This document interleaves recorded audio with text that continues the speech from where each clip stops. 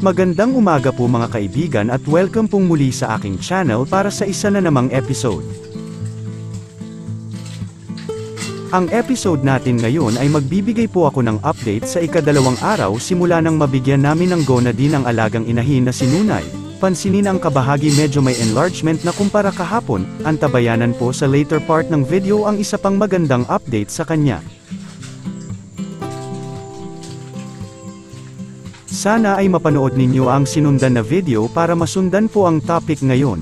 Ilalagay ko lang po ang video link sa description. Maraming salamat po.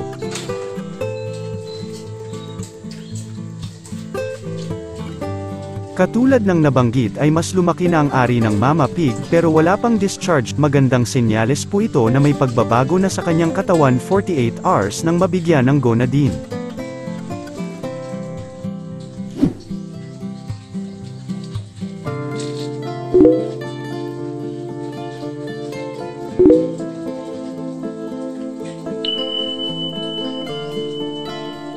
Subukan ko lang ang back pressure test para sa susunod na mga update ay may comparison po tayo. Hindi pa po ito mag-standing heat dahil kulang pa ang mga senyales ng paglalandi, nasa initial stage pa ito. Baka sa susunod na mga araw ay lalabas na ang ibang signs at tuluyan ng mag-standing heat.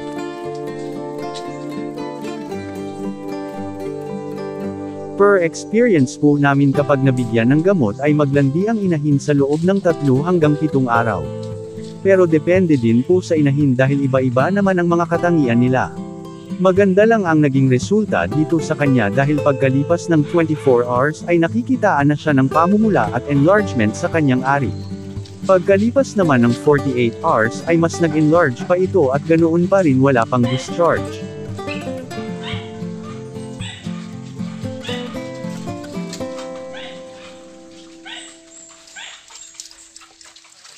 Kumakain pa sila sa kanilang rasyon ngayong umaga.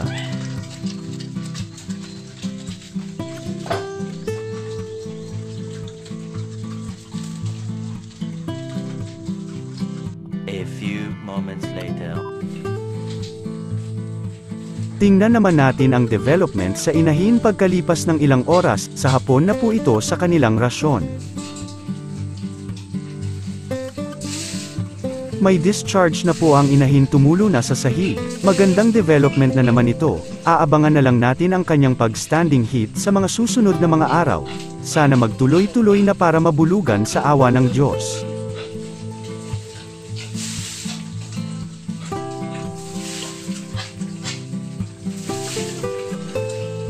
Ang inyong natunghayan ay based lamang po sa aming pamamaraan at experiences bilang backyard racer. Maaaring hindi angkop ang aming pamamaraan sa ibang mga nag-aalaga.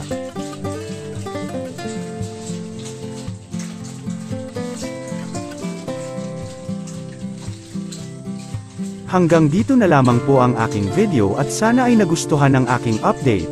Hanggang sa muli, maraming salamat sa panunood at happy farming po mga kaibigan.